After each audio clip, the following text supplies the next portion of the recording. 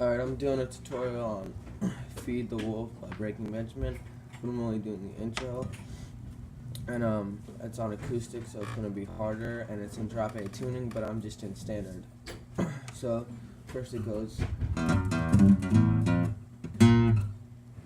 All it is open to open on the E string. Then we're going to go on the third string.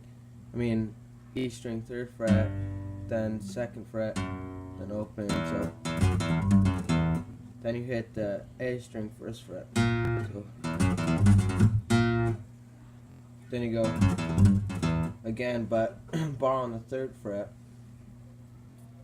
and then go 3rd string, 5th fret, 2nd string, 6th fret, 1st string, 7th fret, but that's not going to sound right because I'm not in drop A and I'm not on the electric guitar.